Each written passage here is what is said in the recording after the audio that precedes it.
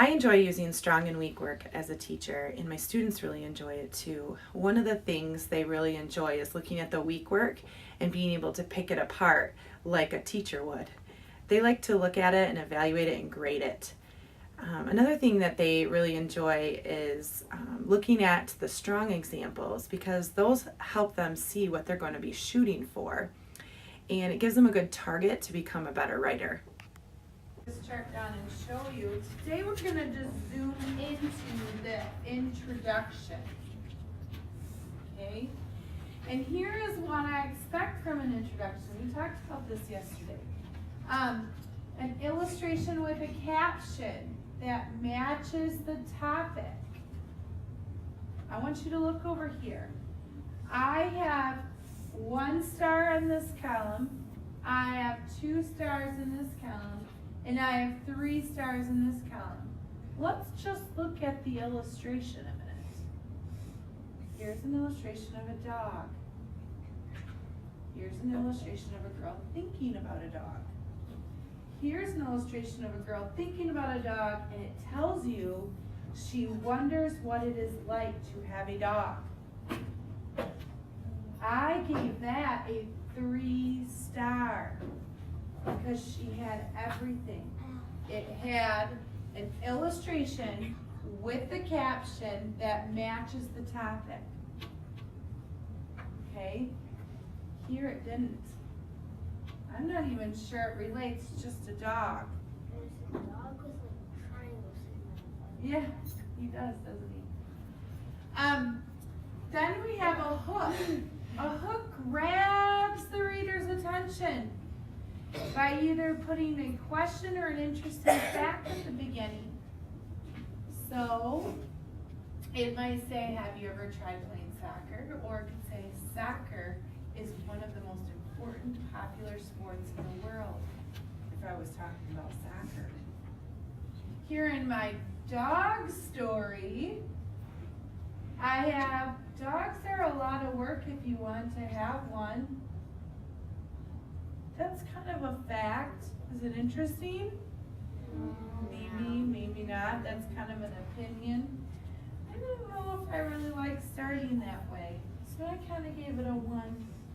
Over here, have you ever wanted a dog because they look fun or cute? That's a question. It's getting better. And then I kept it here, okay? So to get the 3 star here, you still have to have it, but there's other things going on too.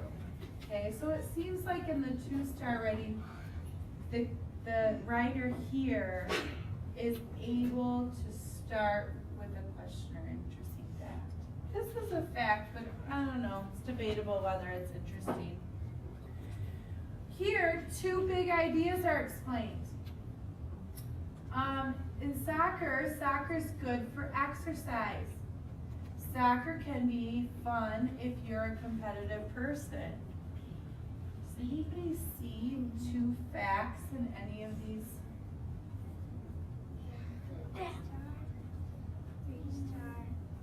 In the 3 star? I figured you would know it was in the 3 star. Yep, dogs are a lot of work. They also keep you company. Is it in the 2? Yeah. Dogs are a lot of work. They also keep you company. It is. What about this one? Dogs are a lot of work if you want to have one. You have to bathe them, you have to brush them, you have to walk them, you have to play with them. Is there 2 big ideas?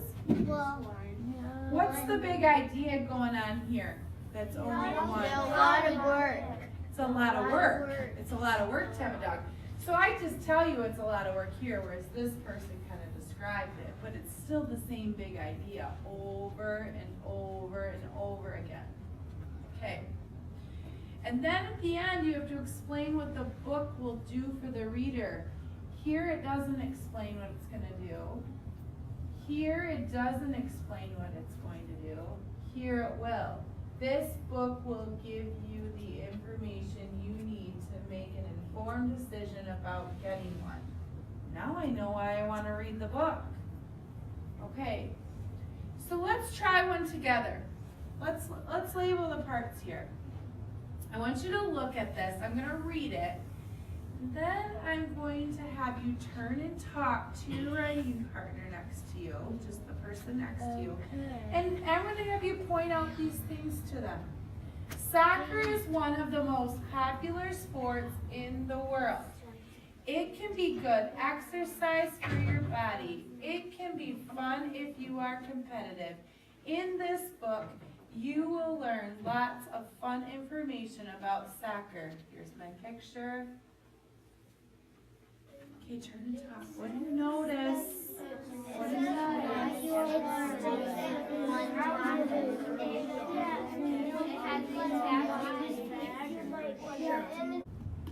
Colin, did you notice anything? It sticks to the same one and it has two big ideas in the story, and it says that it'll tell you all about how to do soccer and stuff.